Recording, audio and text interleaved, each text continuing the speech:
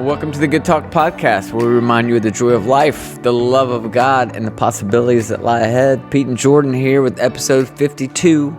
3 Lies About Love. Dun, dun, dun. I like the way you said that. You said that like with your romantic voice. Oh my God. Well, let's just... Which is fitting because it's... Week of Valentine's. Yeah. Which Valentine's was awesome. We had at the time of this recording, Valentine's was yesterday. And... I mean, we had a fun time. We did. We went to brunch. We went to Restoration Hardware. If you've ever been to one of their cafes, they're incredible. It's like in the middle of the store and you feel like you're in Europe somewhere. Mm-hmm. And there's just, I don't know, it just feels like you're not where you are. Like we didn't feel like you're in Nashville. So that was really fun. I know. Did that. And then what else did we do? That's pretty much it. That's pretty much it. We took Pepper. We thought about having your mom or someone watch her so that we could go. But I was like, let's just have her. Yeah, it was great. It was her first Valentine's Day. She got a balloon, a little teddy bear. Yeah, and a music box. Yep. What did I get? Fun, great stuff. I mean, some things we need to just keep between me and you. We don't have to share with the whole world. Hey, let's just say he went on Amazon and typed Valentine's gift for wife. I was off this year. I admit, I was off. It's okay. It's not about. They were gifts. not my best gifts. I enjoy the experience stuff more, so that was a gift for me. Anyways, so oftentimes I'm the one that kind of comes up with like an intro. What are we going to talk about before the actual discussion? And I thought, because I know we're going to have different answers, talking about our favorite like romantic movies or love movies. I don't know what the genre of that would be. What is yours? You have to name 2. 2, okay. Mine are a little older. I'm gonna go with "Can't Buy Me Love." Never seen it. It's older. It's before your time, but when I was a kid, I remember seeing it. And it's just like a romance. Yeah, it's Patrick Dempsey. He's like the nerd, and he falls in love with the cheerleader who won't give him the time of day. Classic. Yeah, it's awesome. Okay. And the other is Bodyguard. Bodyguard? Kevin Costner, Whitney Houston. Is that a love movie? Don't hate. Haters gonna hate. Yes, it's a love movie. No, it's not. Yes. I'm pretty sure Bodyguard, isn't that like an action film? No, I mean, there's just a little bit of action in it, but no. Oh, so he's her bodyguard in the yes, movie? and they fall in love. I've not seen either of your favorite 2 romantic movies. That probably says something. Well, I know what we're doing tonight. I'm not watching those movies. What are yours? Mine is The Notebook, which is so obvious, but I cry every time. Have you seen it all the way through? Yes, I have. Who wrote the book? I don't know who wrote it. It was Nicholas Sparks? Yes, yeah. Nicholas Sparks. He's like you know what I wonder sometimes? Like he writes these incredibly romantic And you novels. wonder if he's romantic? Yeah, with his own wife. Like does he... Obviously, he can't like create his own story in his life, but like I wonder if he thinks through some of the things that his characters think through to like do for their significant I others. would say as a communicator, I guess I'm not really an author. I mean, I've written some books. Are but an author. You've written 4 books. I would say it. I'm not saying he's not romantic, but I will say it is very plausible that he can write really romantic things without necessarily being romantic. I'm sure. Maybe that is like his outlet. Maybe he's like his outlet. Poor Nicholas Sparks' wife. I'm just kidding. She's probably has she's a great life. Yeah, I think she's all right. And then my second one is another Nicholas Sparks. Could you guess it? No. A Walk to Remember. Oh yeah, yep. So in The Notebook, the husband and wife like died together in the end because they're so in love, their hearts stop at the same time. Ugh. And then the second one, A Walk to Remember, she's the one. She has like a cancer. Yeah. And very sad. It's like the opposite of your first one. Like she's the nerd in school, he's the cool kid, and he somehow like befriends her, and they just fall in love. And oh my gosh, I gotta watch it tonight. I like the proposal too. That's a funny one. Yeah. Ryan Reynolds. I like Ryan Reynolds. Yeah. I need some funny meshed into my love stories. I don't necessarily like the tragic ones that you like that make you sad and cry. It's not sad. It's like so sweet you cry. It's not like, oh, I'm so upset. Yeah. It just is like, it's just so magically unrealistic that you just cry because it's like a dream. Well, which sets up what we're going to talk about, 3 Lies About Love, which we didn't do this, at least I didn't think through this strategically. Maybe you did, but like there's so many forces in this world that shape our view of what love really is. Yeah. And movies would be one of them. Sure. Yeah, media. Not necessarily realistic, but it does. It creates this idea in your mind of, oh, this is what love should be like. And that's why we have so many lies about love, right? Because we're told there's so many different avenues of what love is. And what's interesting about, not in particular the ones you mentioned, but I think the vast majority, especially of romantic comedies, but I think this is true of most love stories, is it focuses on falling in love, not on staying in love.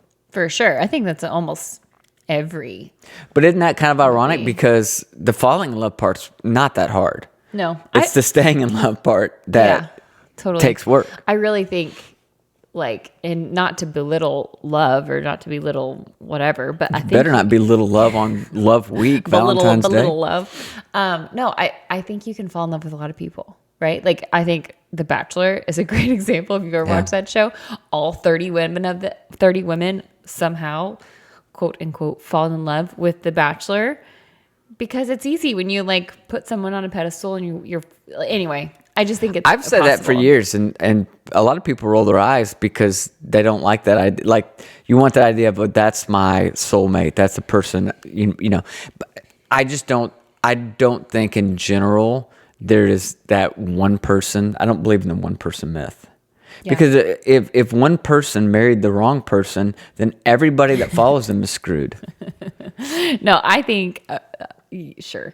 I definitely, I don't think there's only one person in the whole world for everybody. I think that's a lot unrealistic. But I do think I can consider you a soulmate.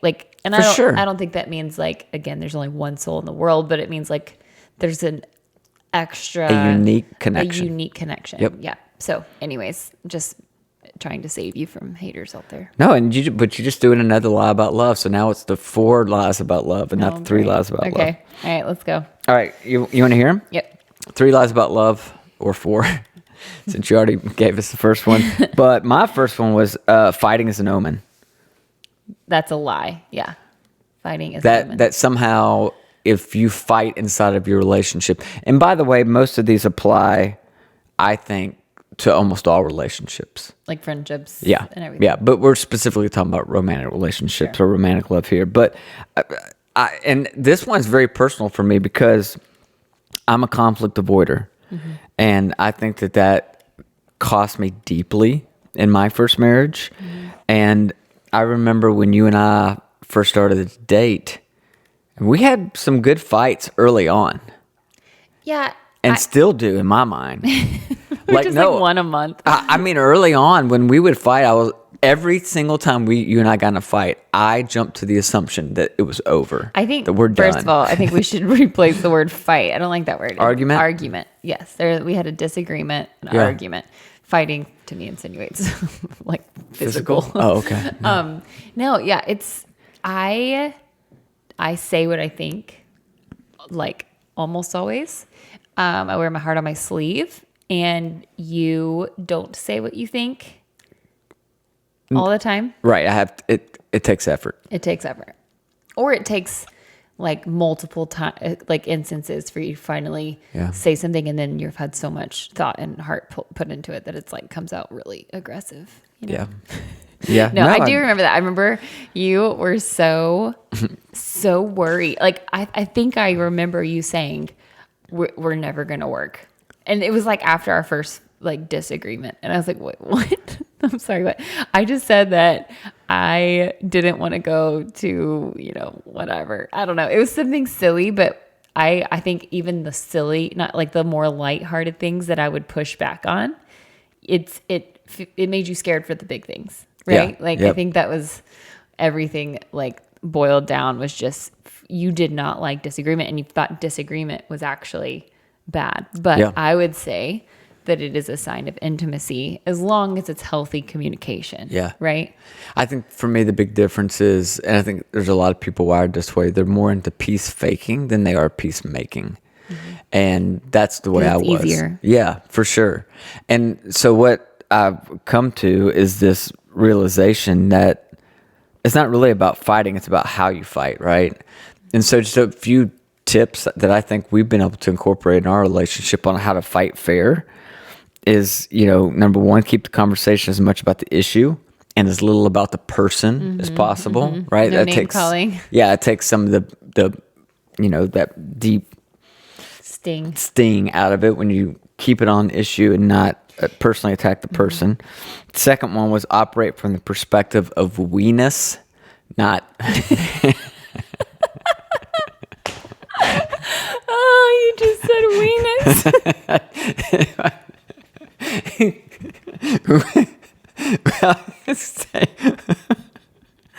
I was going to say weeness, not meanness. You know how you write something and you don't realize it till you say it out loud? I wrote that in my notes and it didn't seem weird, but... Weeness versus meanness. That is funny. Sometimes you write something. Oh gosh, if you're watching this on YouTube, I know my face is so red right now. Let me try to restate that and say, you don't try to win, right? The goal is to understand your loved one's perspective, not to win an argument. So instead of like proving a point, ask questions to better understand your partner's point of view, right? Don't think of the disagreement as them versus you.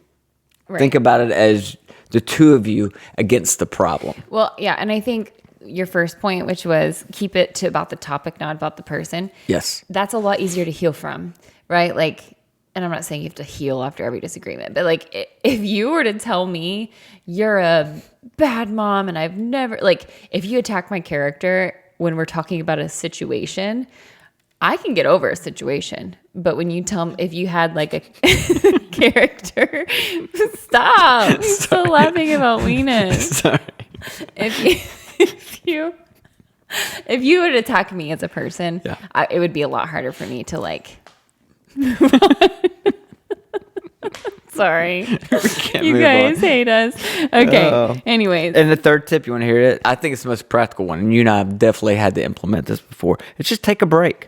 Yeah. There's research that has shown that a simple 20-minute break during a conflict can help you calm down, refocus your energy, do something relaxing, go for a walk, but like just call a timeout. Yeah. As soon as it starts to become irrational, and that can happen pretty quick. It's just like, hey, let's just take one of the two of you's got to step in and say, timeout. Let's take a 20-minute break and we'll come back to this topic. And you'll be amazed how 20 minutes later, it'll feel different. How do you feel about going to bed angry? I don't think it's the end of the world. Yeah. And some people say, well, isn't there a verse? There are verses in the Bible that say both, that talk about both. That talk about, don't go to sleep, while you're angry, and other ones that talk about take some time, cool off. So, I think you just have to use some wisdom in any particular situation. Yeah. And don't you think sometimes like don't go to sleep angry is a little bit of a metaphor of like, yes, you know what I mean? Like don't let that sit. Like don't not address it. Yeah, don't not address it. Eventually you got to work through that. Right. But I actually think sometimes going to sleep if you're angry is actually a good little reset because you wake up a lot more refreshed. Anyway, all right, tip number 2. Or myth number 2. All right, so the first one is fighting is omen. Number 2 is being in love is enough. That is a lie. I have to keep saying that. What you're saying is a lie because it's hard to... Yep, the third lie. Being in love is enough. Being in love is not enough. To maintain a long-term healthy relationship, right? That's right. I think a lot of people think that if you have hard work, then your relationship stinks. Or as soon as things get difficult, it's easy to say, well, I guess this wasn't my one, right? And I think the reality is being in love is not enough. Every great relationship takes a tremendous amount of work.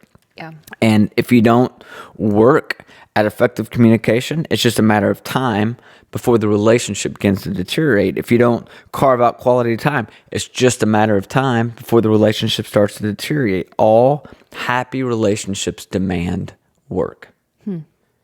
I think that's totally true.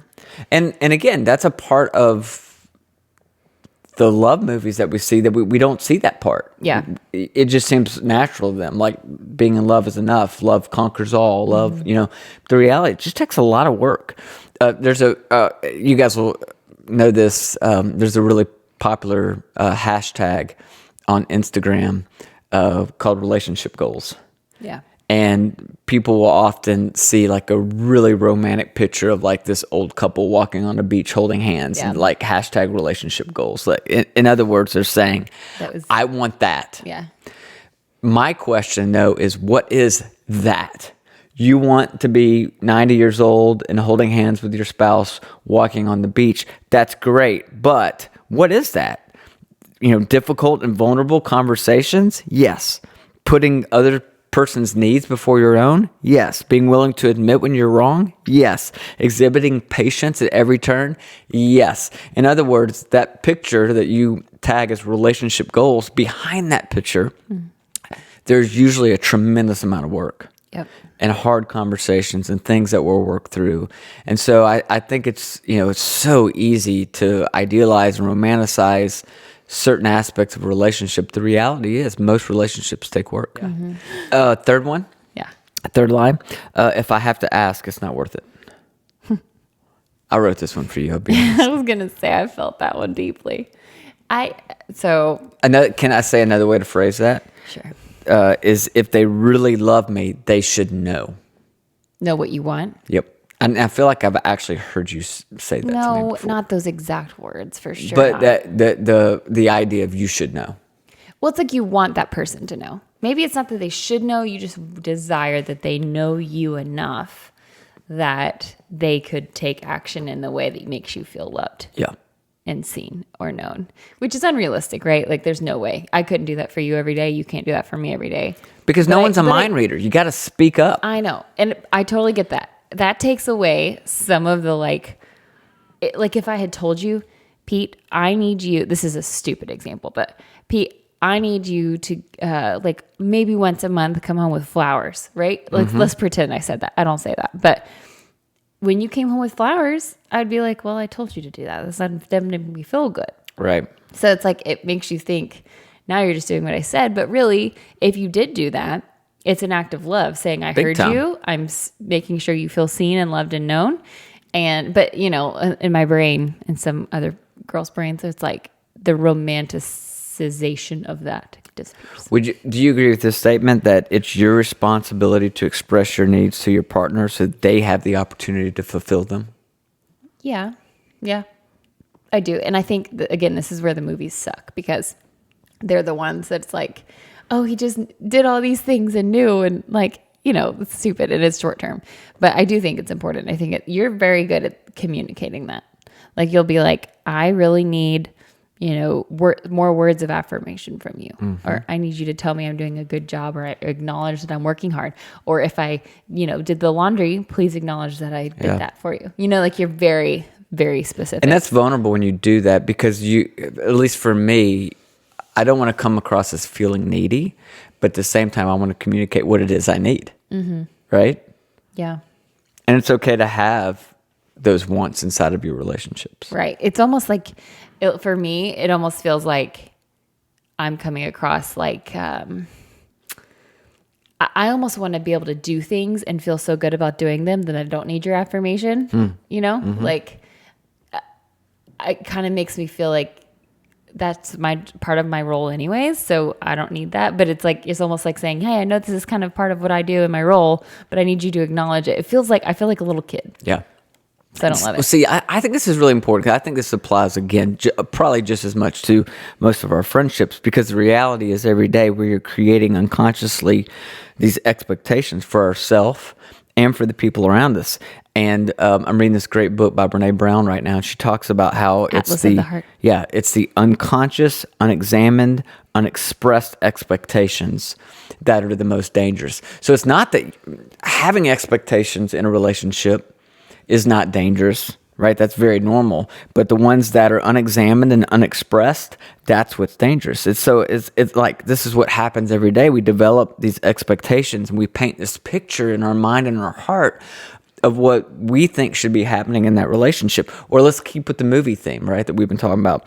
There's like this movie that's taking place in our mind. It's a wonderful movie, but nobody else knows their parts.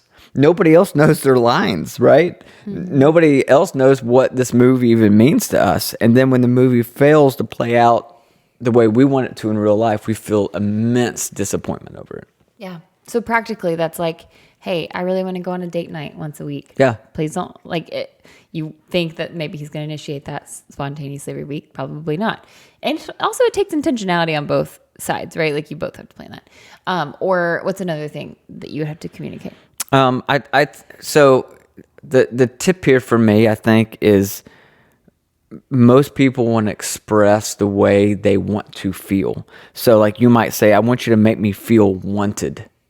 The problem with you telling me how it is that you want to feel is that is left up to all kinds of interpretation. Right. Like, what does it mean for you to feel like you want to feel wanted, right? Right. So instead, you got to be as specific as possible and say something like, I need romantic date night every other week or once a month. I need your undivided attention when we're on that date night. And I want you to surprise me with flowers a few times a year. Like, again, you don't have to say I need flowers every other week, because then at that, to your point earlier, that doesn't. But you could say, you know what, it would mean a lot. It would make me feel really wanted if a couple times during the year you just surprise me out of nowhere with flowers. Yeah, it goes back to the love languages, which we've talked about in previous podcasts. Actually, probably a year ago in our relationship goals series. You can check that out if you want to. But where if you said, Jordan, I need to feel more loved, I would probably go out and buy you a gift. Right. Like I'd find a way. Because that's how you feel loved. That's how I feel loved. Yep. Versus if I told you I needed to feel loved, you'd probably do the dishes for me or do something because Mine's acts of service. Yep. Yours. So that's so true. You have to be very clear about what it means, not just how you want to feel, but how to make you feel that way. Yep. Yeah, that's really interesting. Yeah, I think in every relationship, we have to continually work at that. I don't think it necessarily comes natural to feel like you have to explain what it is that you want. Yeah. But it sure makes for a healthier relationship. Yeah. That communication piece is key. It reminds me of, we have a couple friends that do this thing. I think they call it like their Monday check-in. I don't remember what it was. Their names are Derek and Emily, and they are so good about it because they like actually have a time. They do this and they work through like a set of questions. I'm sure you can find just like standard questions online or just create your own. But it's so cool because they talk about like if there is something bothering them during the week, obviously they would still actively do that during the week. But they also know that there's a safe place one day a week where they can bring something, or even like, presenting a concept of like, hey, I'm just really overwhelmed because of this. Like that's not something you want to bring up at dinner. But when you have a safe space on a certain day and time, like I don't know, I just feel like it's a cool thing that they do rhythmically. It's really cool, and we used to do that, and we need to get back to that. Yeah, we need to. It's a good reminder. I'm glad you mentioned that. Yeah, but it's cool. It's a good place for that kind of stuff too. Like, hey, I need this, and this week I really, a lot lately since having a baby, I'm like, I'm feeling blah because I haven't been able to work out like I wanted to, consistently. And you would early on be like, how about I watch Pepper while you get on the bike? Whereas for a lot of my life, and even early in my postpartum, I would just suck it up and be like, this is what I'm supposed to do. This is what I'm supposed to do. And I would just get unhappy because I couldn't exercise. Sounds so simple. But once I was able to vocalize, I don't think I'm my best self because I'm not able to do this. Then you were able to respond and say, I can do that for you, but if I had never vocalized that. Anyway, set you a time once a week. I think that's a cool thing and express your needs, Yeah. Awesome. I love that. So those are the 3 lies about love that I came up with. I love it. I'm going to stick with this theme. And next week, do one more, not on lies, but I want to talk about the single greatest indicator of long-term health for a relationship. 'Cause I've read this. It's a kind of a new study, and I was pretty blown away. I was very surprised at what the single greatest indicator of long-term health in a relationship is. I don't even know what this is. And it applies to all relationships, not just romantic relationships. But yeah, it kind of blew me away. I think it'll be really helpful for a lot of people. Cool. And there's an exercise that we'll do with it. Oh, cool. Awesome. Well, I hope you guys giggle throughout your day thinking about how you need to focus on your weenus and not on meanness. And it's a true statement. And on paper, it made complete sense until I said it out loud. I know. I know, but I'm so glad you did. I'm very sorry you would hear about probably 60 seconds of Our silence. junior highness coming out. We almost said another highness. Anyway, okay, we're done here. We are done here. Thanks for listening, you guys. Don't forget to like and subscribe and share and do all the things. Like you said, next week we're doing another episode on love. Yes, we are. All right. It's the theme right now. I hope you guys had a great Valentine's Day, by the way. I know. However it is you celebrated whether it was a partner or with friends plural, or whatever. Venus, or if it was just you and your Venus. I'm done. Okay. You cannot let it go, can you? I'm done. Signing off. Yep. Y'all have a great week. We'll talk to you next week.